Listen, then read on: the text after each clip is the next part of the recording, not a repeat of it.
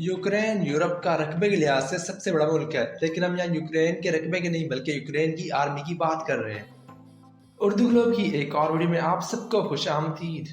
तो चलिए बिना किसी देरी के वीडियो शुरू करते हैं और जानते हैं यूक्रेन की आर्मी के बारे में 10 ऐसी बातें जो कि शायद आप नहीं जानते होंगे। क्या आप जानते हैं कि रूस के बाद यूरोप में सबसे बड़ी फौज जिस मुल्क के पास मौजूद है वो मुल्क यूक्रेन है। यूक्रेन की फौज में 2 लाख अफराद शामिल हैं, जबकि हमने पिछली वीडियो में बात की थी रूस के बारे में, जिसमें हमने आपको बताया था कि रूस की फौज में 20 लाख अफराद शामिल हैं, यानी कि यूक्रेन की फौज यूरोप की फौज से 10 गुना कम है। यूक्रेन की आर्मी के बारे में ये बात काफी हैरान कुन है। क्या आप जानते हैं कि आज से 25 साल पहले यूक्रेन की आर्मी दुनिया की तीसरी सबसे मजबूत आर्मी समझी जाती थी, लेकिन 1991 में यूक्रेन सोवियत यूनियन से अलग हुआ। इसके बाद यूक्रेन आजाद रियासत तौर पर अपनी आर्मी के अखराजात को संभाला सका, जिसकी वजह से यूक्रेन की आर्मी के अखराजात को कम कर दिया गया। यूक्रेन की आर्मी के बारे में ये बात काफी दिलचस्प है। क्या आप जानते हैं कि 1991 से पहले यूक्रेन जब सोवियत यूनियन का हिस्सा हुआ करता था, तब यूक्रेन के पास भी न्यूक्लियर हथियार मौजूद थे, जिन्हें यूक्रेन ने रूस के हवाले कर दिया और शर्त यह की गई थी कि रूस यूक्रेन पर हमला नहीं करेगा। लेकिन आज की सूरत हाल काफी अलग है, जब रूस ने यूक्रेन पर हमला कर दिया है। तो चलिए यूक्रेन के बारे में एक और बात जानते हैं। यूक्रेन में एक नए भर्ती होने शहरी को सिपाही बनने के लिए 5 हफ्ते की ट्रेनिंग दी जाती है, जिसमें उसको फौजी महारतें सिखाई जाती हैं, पेट्रोलिंग और हथियार चलाने की ट्रेनिंग भी दी जाती है और फिर ही उसको फ्रंट लाइन पर भेजा जाता है।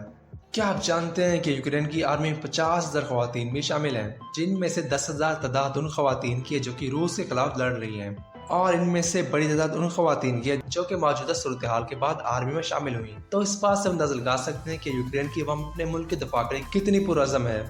अगर बात की जाए यूक्रेन के दफाई निज़ाम की, तो आपको बताते चले कि यूक्रेन ने साल 2010 से साल 2020 के दौरान अपने दफाई निज़ाम में काफी इजाफा किया है, जबकि साल 2020 तक यूक्रेन का दफाई निज़ाम 4.3 बिलियन अमेरिकी डॉलर था, रूस के दफाई निज़ाम से कई गुना कम। जब बात बजट की हो ही रही है तो यहाँ ये बात भी काबिल गौर है कि साल 2008 में यूक्रेन की आर्मी के लिए मुख्तस किया गया बजट यूक्रेन की 1991 में हासिल की गई आज़ादी के बाद सबसे कम था, और ये बजट यूक्रेन की उस वक्त की GDP का 1% भी नहीं था, सिर्फ 0.91%।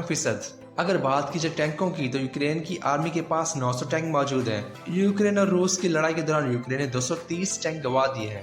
लेकिन यह हैरानकुन बात यह है कि यूक्रेन के पास रूस से ज्यादा टैंक मौजूद हैं, क्योंकि रूस के पास हमने पिछली में बात की थी कि सिर्फ 300 टैंक ही मौजूद हैं, जबकि बाकी 2700 टैंक रूस ने अपने ज़खायर में रखे हुए हैं। एक तरफ जहां यूक्रेन रूस से लड़ रहा है तो दूसरी तरफ यूक्रेन अपने बागियों से भी लड़ रहा है। यूक्रेन की आर्मी मशरकी यूक्रेन में बागियों के साथ भी लड़ रही है और इन बागियों की ट्रेनिंग रूस की तरफ से की गई है। ये बागी चाहते हैं कि यूक्रेन को दोबारा से रूस में शामिल कर दिया जाए। सितंबर साल 2022 की रिपोर्ट के मुताबिक यूक्रेन की आर्मी को दुनिया के बाकी तमाम 140 से ज्यादा ममालिक की आर्मीज में से 22वां नंबर दिया गया, यानी कि 22वीं मजबूत आर्मी।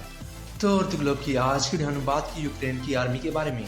उर्दू ग्लोब पे मालूमात का सिलसिला यूं ही जारी रहेगा। आपको किस बारे में मालूमात हासिल करनी है, आप हमें कमेंट में लिख सकते हैं। अगर आपको हमारी वीडियोस पसंद है तो आप हमारे चैनल को सब्सक्राइब कर सकते हैं। मिलते हैं अगली वीडियो में, तब तक के लिए अल्लाह हाफिज।